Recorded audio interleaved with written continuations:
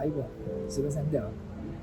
මම අද ඉන්නේ විශේෂ ස්ථානයක. ඒ වගේම මේ වීඩියෝ එකක් කරන්න පුළුවන් තැනක නෙමෙයි. අද ඒක කරන්න හිතුවේ ඔයාලා බලන්න ඇති මම මොකද channel එකට log in වෙන්නේ පොරොන්දු වුණා මාර්තු පළවෙනිදා වැඩසටහනක් කරන්න වෙනවා කියලා.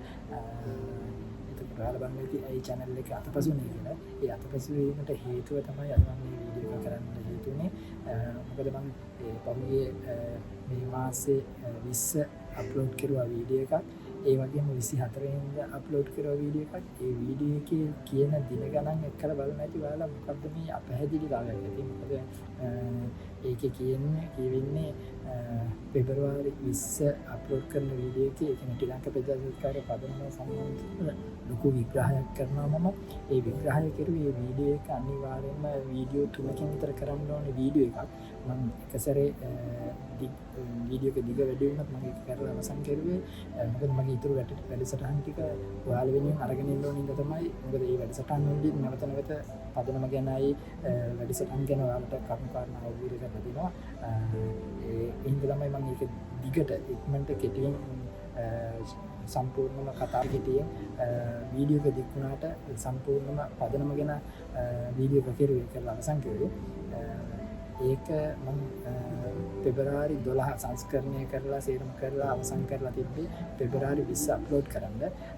ඒත් එක්කම මගේ පුතාගේ අවසන් කටයුතු සම්බන්ධ වීඩියෝ එකක් මම අප්ලෝඩ් කරුවා. ඒක සැලසුම් කරලා තිබ්බේ පෙබරවාරි 25. ඒ කියන්නේ පුතා නැති වෙච්ච දිනේ සිහි කරන්න තමයි මම වීඩියෝ දෙක අප්ලෝඩ් කරන්න තිබ්බේ. මොකද ඒක ඔයාලට PSNහස සම්බන්ධවත් ශ්‍රී ලංකා ප්‍රජාතන්ත්‍ර පදනමේ PSNහස වැඩසටහන ඒ ගෙනාවේ කියන එක ගැන අවබෝධයක් ඇති වෙන්න හින්දා අපහැදිලිතාවය නැති වෙන්න තමයි මම මේ වීඩියෝ දෙක සැලසුම් කරලා තිබ්බේ. ඉතින් මෙහාට මම වැඩසටහන් ටික අරගෙන යන්න ඉන්න. මොකද මඩ ගහන කට්ටිය එක කතන්දර හදන මිනිස්සු වෙනින් තමයි මම මේ දෙක අප්ලෝඩ් කරලා මගේ වැඩසටහන් ටික ඉතුරු ටික නිදහසේ අරගෙන යන්න ඕන ඉඳන් මේ වීඩියෝ මම සැලසුම් කරන්නේ. ඒ කෙසේ වෙතත් ඒ සැලසුම් කරලා සියලුම දේවල් සිද්ධ වෙලා තියෙද්දි මට මගේ channel එකට log වෙන්න බැරි පොඩි software එකක් වෙලා එතන අපහසුතාවයක් වුණා. හරියට මාස දෙකයි දවස් ගාණක්. ඒත් එක්කලා මගේ තාත්තිව හදිසි අඳුරකට ලක් වෙලා ජනවාරි 20 වෙනිදා ඉඳලා යාට කරදර වෙලා හිටියා. සරන්සරේට හොස්පිටල් වලමයි හිටියේ.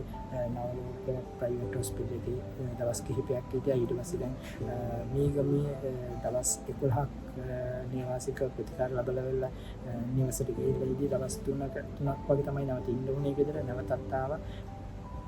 ඔයාලට පෙන්නේ තිරේ පිටිපස්සේ තාත්තා ඉන්නවා. එයාගාම අද නෑ ඉන්න ගමන් තමයි දැන් වෙලාව 10:40ට වෙලා තදබෙදකාරී තත්ත්වය අවදි වෙනකන් ඉඳලා තමයි මම වීඩියෝ එක සැලසුම් කළේ. ඒ කෙසේ වෙතත් ඒකට ප්‍රතිකාර කරන ගම මම ඔයාලට පොරොන්දු වෙන විදිහට මයි පළවෙනි දෙන්නා මේ කමෙන්ට් බොක්ස් කියන තරඟෙත් සමග මගේ ඉතුරු වැඩි කටයුතු ටික වැඩසටහන් ටික ඔයාලා වෙනින් ආරම්භ කරලා ඉවරයි. ඒ ටික කරගෙන යනවා. ඒ සම්බන්ධව ආයි මාත මාර්තු මාස පළවෙනිදා කරන්න ගිය වැඩසටහන මැයි මාස පළවෙනිදා සිට ක්‍රියාත්මකයි. ඒ සම්බන්ධ මැයි මම පළවෙනිදා නැවත වැඩ වෙන්නේ ගැන සම්බන්ධ වීඩියෝ එකක් කරනවා. මේ වීඩියෝ එකක් බලන මගේ channel එක අත්හරින්න නැතුව මාත් එක්ක එකතු වෙලා ඉන්න සියලු දෙනාට සුබ දවසක් කියලා ප්‍රාර්ථනා කරනවා.